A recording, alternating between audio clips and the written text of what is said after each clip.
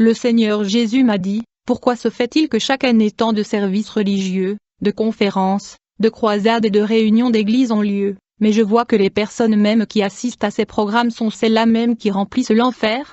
Et il m'a dit c'est parce qu'on ne dit pas la vérité à mon peuple, je blâme les prédicateurs, ils ne prêchent pas la vérité à mon peuple.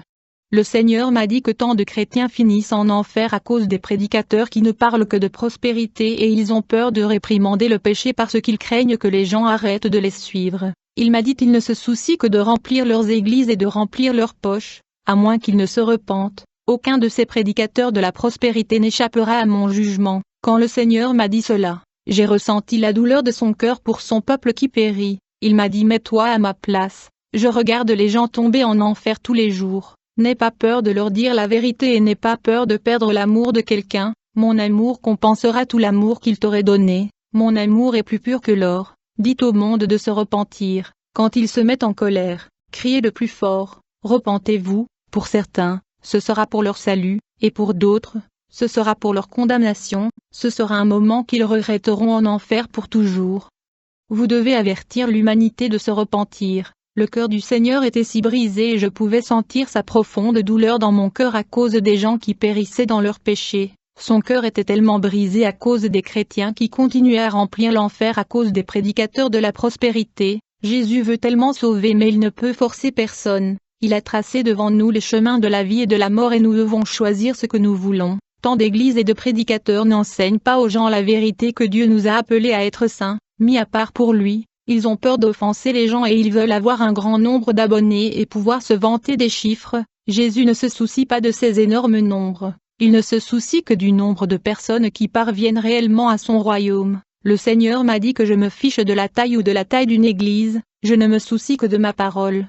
Il ne se soucie que de ce que sa vraie parole soit prêchée afin que le plus de gens possible arrivent au ciel. Même quand Jésus était sur terre, il ne se souciait pas d'avoir d'énormes foules de disciples. Il disait la vérité aux gens, quand ils ont trouvé ses enseignements difficiles. Il n'a pas essayé de les simplifier mais a continué à dire la chose même que les gens ne voulaient pas entendre, et quand beaucoup de disciples se détournèrent de lui à cause de son enseignement, il n'essaya toujours pas de retenir le peu qui était resté, il s'est même tourné vers les 12 restants pour leur demander s'ils voulaient aussi partir. Jean 6 versets 41 à 68, quel avantage cela vous apportera-t-il d'aller à l'église chaque semaine, de passer du temps à l'église, de chanter, de prier et de rentrer chez vous tout en restant si peu préparé pour l'éternité? Tant de gens tombent des bancs de l'église dans les feux éternels de l'enfer. Cela n'a aucun sens de remplir votre église avec des centaines de personnes, mais même pas une seule personne n'arrive au royaume des cieux et tous les membres remplissent juste l'enfer quand ils meurent. L'éternité est si proche. Un jour, toi et moi mourrons et entrerons dans l'éternité. Il y a le paradis et l'enfer et si vous vivez dans le péché, peu importe si vous vous appelez chrétien, vous irez toujours en enfer. Si vous voulez vraiment entrer dans le royaume des cieux, vous devez vous repentir de votre péché et mettre votre foi en Jésus-Christ le Sauveur. Vous ne pouvez pas mettre votre foi en lui tout en continuant à pécher. Vous devez vous repentir. Le Seigneur Jésus m'a dit, dis-leur que l'évangile de la prospérité ne les mènera qu'en enfer. Dites-leur que cela brise le cœur de leur père de voir comment ils continuent d'aller à l'église tous les dimanches et toute la semaine en pensant qu'ils vont aller au paradis. Et je vois qu'on ne leur apprend rien de moi, rien, je dis rien, je te dis, rien, je le vois. Je suis le Seigneur, je le vois dans beaucoup d'églises, je ne vois que des traditions d'hommes, c'est ce que je vois je vous dis, et les gens sortent, et ils pensent qu'ils adorent Dieu, cela me brise le cœur, la tradition, la religion, les recettes de l'enfer seulement,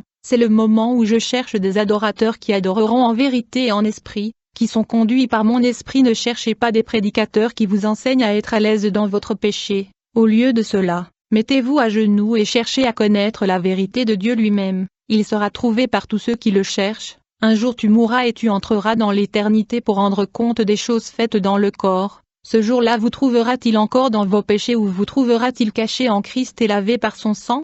2 Corinthiens 5 verset 10. Car nous devons tous comparaître devant le siège du jugement de Christ, afin que chacun reçoive les choses faites dans le corps, selon ce qu'il a fait, soit bon, soit mauvais. Acte 2 verset 38. Alors Pierre leur dit, repentez-vous, et que chacun de vous soit baptisé au nom de Jésus-Christ pour la rémission des péchés, et vous recevrez le don du Saint-Esprit.